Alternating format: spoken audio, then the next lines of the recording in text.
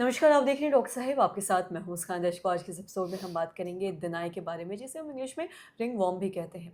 आज हम इसी बारे में जानेंगे कि ये डिनाई होता क्या है, किन कारणों की वजह से होता है और अगर बार-बार हो रहा है, तो ऐसे में क्या किया जाना चाहिए? इसी बारे में तमाम जानकारी देने के लिए आज हमारे साथ मौजूद है डॉक्टर अश्मिता सिंह। आपको बता दें कि बिहार की जानी-मानी डर्मेटोलॉजिस्ट हैं। मैम, नमस्कार, बहुत-बहुत स्वागत है आपका। हम देखते हैं कि डिनाई एक ऐसी चीज़ है जिससे बहुत सारे लोग परेशान रहते हैं। हुँ।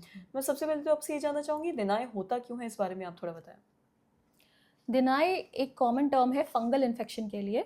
ये त्वचा में कहीं भी अगर आपको पसीना ज़्यादा आ रहा है और नमी है तो आपको डिनाई हो सकता है। मोस्ट कॉमन साइट्स हैं आपके अंडर आर्म्स या ग्रॉइन एरिया या कभी-कभी फेस पे, स्कैल्प पे या पैरों में भी हो सकते हैं। इनको अलग-अलग नाम से कहते हैं tinea cruris, tinea pedis, tinea capitis etcetera. अब डिनाई में सबसे पहले तो क्या ना करें ये ज़रूरी है। आप अपनी मर्ज़ी से कोई क्रीम मेनली स्टेरॉइड क्रीम जो आपको कोई भी दवाई दुकान वाला एक स्टेरॉइड क्रीम पकड़ा देगा किसी भी स्किन रैश के लिए, वो कभी ना लगाएँ क्योंकि उसको लगाने से वो थोड़े टाइम के लिए ठीक होती है लेकिन उसके बाद फिर वो और बढ़ के आती है और सही ट्रीटमेंट से रेज़िस्टेंट हो जाती है। आप डिनाई अगर आपको डिनाई हो रही है, आप एक डर्मेटोलॉजिस्ट की सलाह लें जो आपको ओरल एंटी फंगल्स और लगाने वाली एंटी फंगल क्रीम्स प्रिस्क्राइब करेंगे जिसका एक पर्टिकुलर कोर्स होता है। कभी-कभी ये 1 महीने से 3 महीने तक भी दी जा सकती हैं, जिसके बाद डिनाई पूरी तरीके से ठीक हो सकती है। इससे बचने के लिए क्या करें? अगर ये बार-बार हो रही है, तो आपको कुछ सावधानियाँ बरतनी पड़ेंगी, जैसे कि आप अपना अंडरवियर दिन में 2 बार चेंज करें। सिर्फ़ कॉटन के अंडरवियर्स यूज़ करें, जो स्वेट अच्छे से एब्ज़ॉर्ब कर सकती हैं। अपना तौलिया किसी और के साथ शेयर ना करें या किसी और का तौलिया यूज़ ना करें। अपने अंडरवियर्स को अच्छे से धो के धूप में सुखाएँ और ड्राई आयरन करके स्टोर करें। उनमें थोड़ी भी नमी नहीं होनी चाहिए, जिसकी वजह से बार-बार ये फंगल इन्फेक्शन हो सकता है।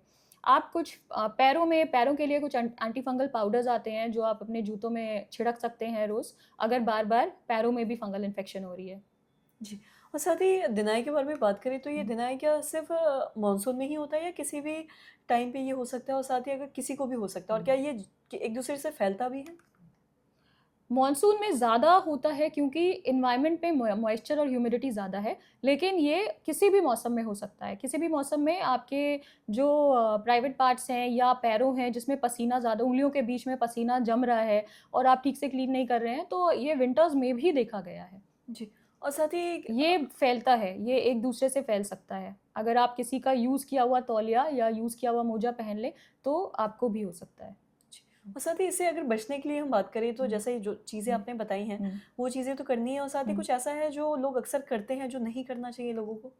सबसे इम्पोर्टेंट तो मैंने पहले ही बताया कि आप किसी कोई कॉम्बिनेशन क्रीम्स जिसमें मल्टीपल चीज़ें होती हैं जैसे steroid, anti fungal, anti bacterial वो कभी भी यूज़ नहीं करना है। और कुछ लोग कुछ हल्दी या टूथपेस्ट या डेरोबिन लगा लेते हैं जिससे स्किन जल जाती है।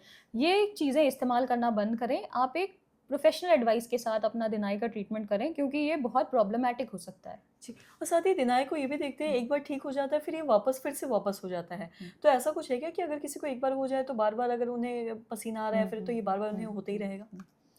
ऐसा नहीं है, अगर आप ठीक से सावधानियाँ बरतेंगे तो बार-बार नहीं होगा, आप उसको प्रिवेंट कर सकते हैं।